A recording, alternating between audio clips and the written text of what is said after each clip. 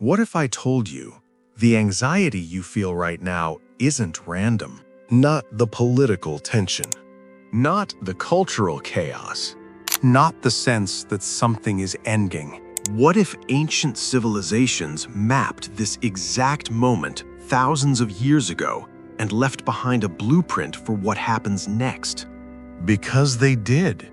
And here's the part nobody talks about.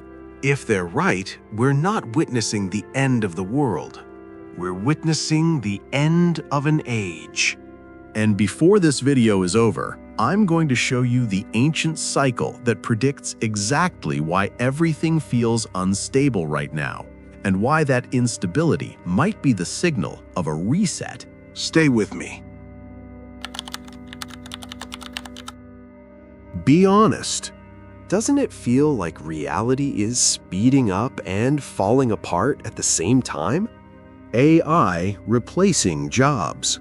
Social division at extreme levels. Information overload. Mental health statistics skyrocketing. Trust in institutions collapsing globally. We are more technologically advanced than any civilization in history, yet people are lonelier, more anxious, and more disconnected than ever. That contradiction isn't small. It's massive.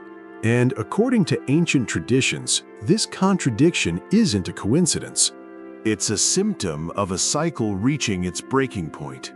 Because the ancients didn't see history as linear progress, they saw it as seasonal.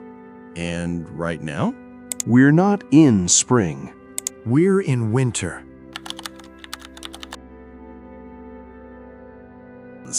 In ancient India, time was divided into 4 ages called yugas. Satya Yuga, Golden Age. Treta Yuga, Dwapara Yuga. Kali Yuga, Dark Age. Kali Yuga is described as a period where truth declines, corruption increases, materialism dominates. Leaders prioritize power over wisdom. People lose connection to higher meaning. Families weaken.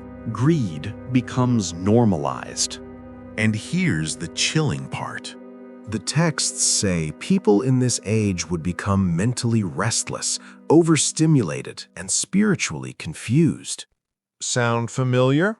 We are living in the most distracted era in human history. Notifications every minute, outrage cycles every hour, infinite scrolling every night. But here's where it gets interesting. Kali Yuga isn't permanent. It's the final stage before renewal. Just like winter isn't the end of the year, it's the reset before spring. The chaos isn't random. It's cyclical. The Greeks saw it too.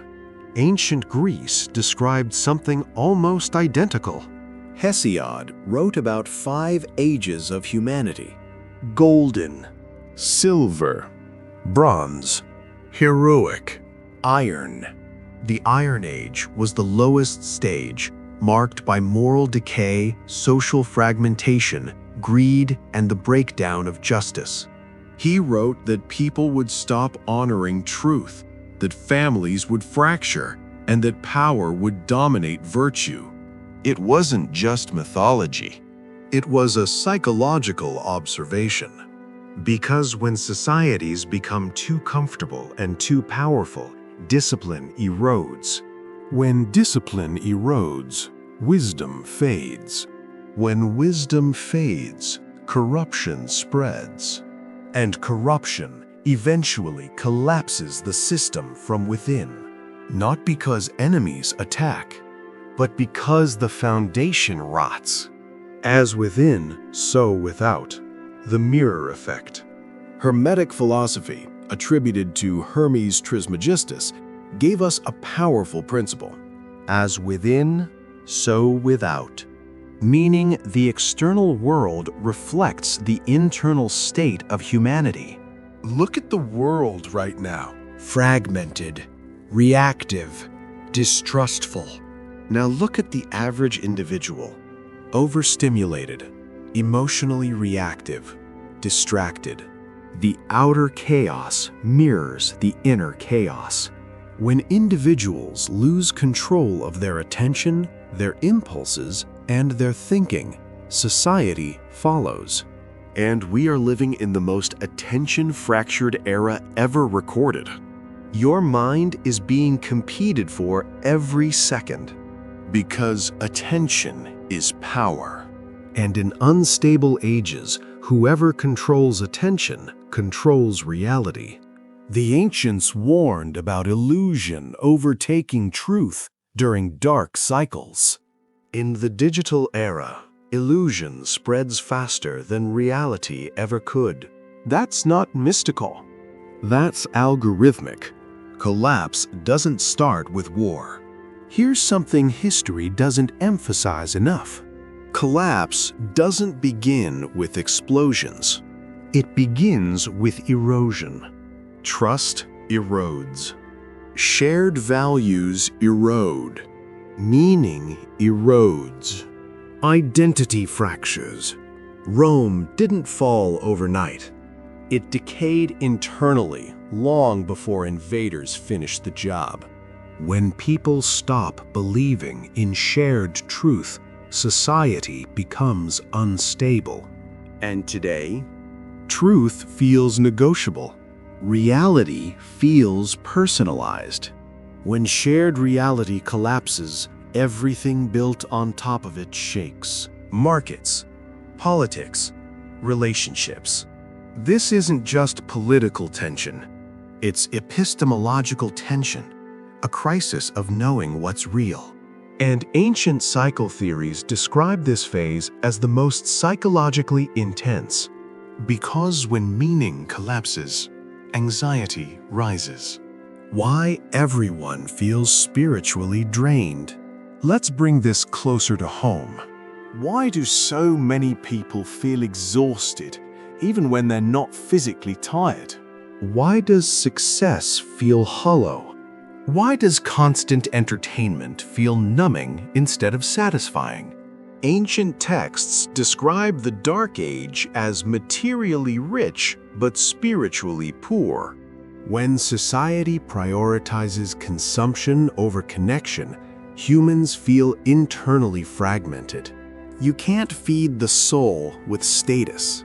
You can't replace purpose with scrolling. You can't substitute depth with dopamine hits. The result? Chronic restlessness, low-grade despair, emotional burnout. And here's the key. The ancients didn't say this happens because people are weak. They said it happens because the age itself amplifies distraction and ego. It's environmental, which means you're not broken. You're reacting to the conditions of the era. The reset mechanism. Now this is where most people panic. Because when you hear collapse, you imagine annihilation. But cyclical traditions didn't predict annihilation. They predicted correction. Like a forest fire clearing dead growth. Like a financial bubble bursting. Like a body spiking a fever to fight infection. The breakdown phase purges excess. When corruption reaches maximum saturation, it destabilizes itself. And that destabilization forces restructuring. Historically, periods of chaos often precede renaissances. After the Dark Ages came the Renaissance. After global wars came technological revolutions. Pressure catalyzes transformation. Cycles compress before they flip. And right now, everything feels compressed. Signs we're near a turning point. Every cycle intensifies before it shifts. We're seeing massive contradictions. Hyper-connection, but extreme loneliness. Infinite information, but widespread confusion. Economic growth, but emotional instability. Technological acceleration, but existential anxiety. When a system expands too far without balance, it destabilizes. We're watching old structures lose legitimacy in real time. Career models, media authority, institutional trust, even traditional belief systems. That doesn't automatically mean doom. It means transition. And transitions are uncomfortable because the old world resists dying. And the new world hasn't fully formed yet. That in-between state? That's where we are. The personal survival strategy. So what do you actually do with this? You can't control the global cycle, but you can control your position within it. Ancient wisdom across cultures emphasized the same strategy during Dark Ages. Master the inner world. Guard your attention like it's sacred. Limit mental pollution. Build discipline. Seek truth over comfort. Create more than you consume. Strengthen community instead of chasing status. Because when the outer world becomes unstable, inner stability becomes your anchor. Cycles expose weakness, but they also forge strength. This era will amplify distraction, but it will also reward clarity. The people who survive Dark Ages aren't the loudest. They're the most grounded. Here's the real takeaway. The ancients weren't predicting doom. They were describing rhythm. And if they're right, what we're feeling isn't random chaos. It's the pressure phase before renewal. That doesn't mean everything magically improves tomorrow. But it does mean this moment isn't meaningless. If this shifted your perspective, the next video breaks down the exact markers ancient cultures believed signaled the beginning of a new age, and some of them are already happening.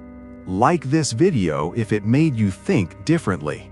And subscribe, because understanding the cycle might be the most important advantage you can have in chaotic times.